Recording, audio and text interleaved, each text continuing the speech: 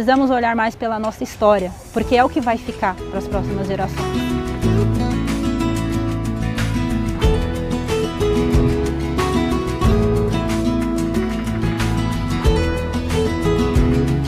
Eu, como engenheira, não tenho essa filosofia de que vamos demolir e fazer um grande empreendimento. E quanto à memória, né, do local, daquele povo? E quanto à história? O que vai ficar para se contar isso após?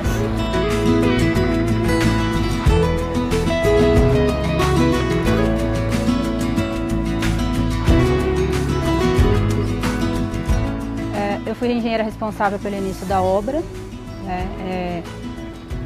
Antes mesmo de haver a implantação de canteiro, a gente começou com a parte dos estudos, elaboração de protocolos, escolhas de materiais, liberação e aviso, né, solicitação aos órgãos competentes para autorizar a obra.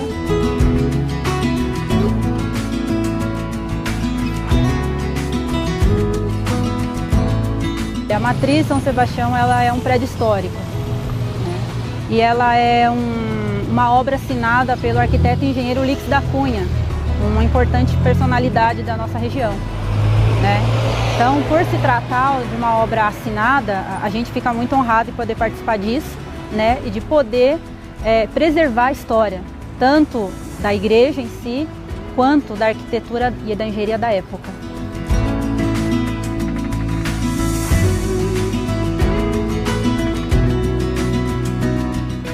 Bom, uma obra de restauro, ela é uma obra totalmente diferente de tudo aquilo que a gente está acostumado a lidar, né? No caso do restauro, a gente precisa, primeiro de tudo, conhecer o prédio, conhecer os tipos de materiais que foram empregados, quais as técnicas foram empregadas.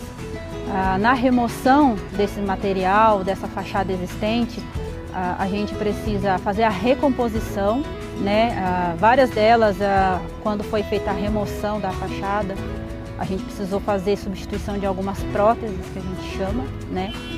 Ela é uma obra toda feita em tijolo maciço, né? A gente não encontrou nada de concreto, nada de aço, nada de bloco, enfim, inteiro de tijolo maciço e nas dimensões da época, né? Então, assim, outro desafio que nós tivemos foi encontrar um tijolo maciço que fosse compatível com o da construção da época. No caso, ela é da década de 30.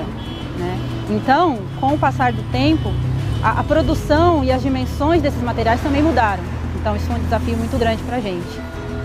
Nós encontramos tijolos que fossem compatíveis para a época, assim, garimpando.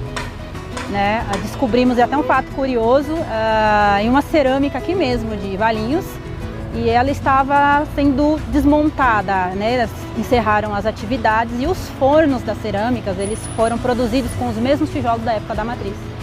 E nós conseguimos, primeiramente, uma amostra, trouxemos para ver se era compatível, descobrimos que era, e então a gente, né, teve, vamos dizer assim, essa sorte de encontrar, mas nem sempre isso acontece. Né? Também a recomposição dos planos inclinados, que são essas partes que parecem uns telhadinhos, né? Usam também tijolos diferentes do que foram feitos, né? A gente usou os tijolos que são chamados de terreiro café, que também são encontrados garimpados em desmanches de fazendas e tudo mais. Então, assim, são materiais atípicos que você não encontra num depósito, você não encontra numa grande loja de materiais de construção. Você precisa pesquisar a época, ver quais as possíveis construções que utilizaram disso, para poder garimpar esse material para fazer a recomposição e manter a originalidade da obra.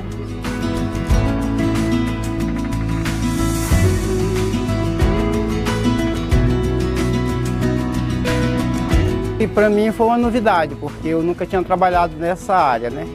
Já trabalhei muito tempo em construção civil, mas nessa área não, porque já é uma área mais específica. O material é mais específico, não é um material, digamos, com o que eu era acostumado a trabalhar. É um material novo, estou conhecendo ele agora, conheci aqui, tá entendendo? Nunca tinha trabalhado com ele. Tive algumas aulas do fornecedor da massa e estou levando conforme eu estou aprendendo. Cada coisa é uma coisa nova, né?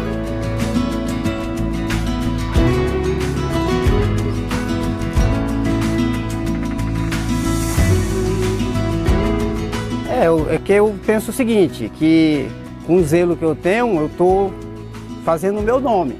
Digamos que é uma obra pública, já trabalhei com muita obra, obra privada, né? Mas aqui provavelmente é uma obra pública, uma obra que é o espelho aqui para todo mundo.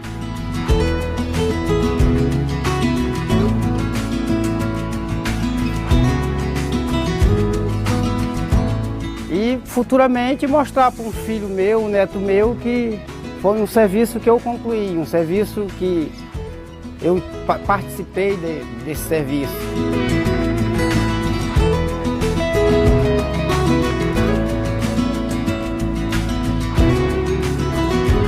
Sim, eu, mais do que a parte profissional, eu me apeguei muito a essa igreja, me apeguei muito a essa obra, muito à história dela, muitas pessoas, né, envolvidas em todo esse processo. Então, assim, a gente está inteiramente envolvida com isso, não é só trabalho, né? Então a gente tem esse cuidado da pesquisa, né, da garantia, porque todo esse trabalho que está sendo feito, ele tem uma garantia por parte da empresa que está fornecendo o material. Então a gente preza pela assistência técnica, a gente preza por executar o trabalho conforme a especificação do fabricante e preservar a originalidade da estrutura da igreja. Então, assim, são vários fatores que a gente considera para manter isso. Mas o envolvimento, assim, emocional, eu acho que é uma coisa que é o que mais move.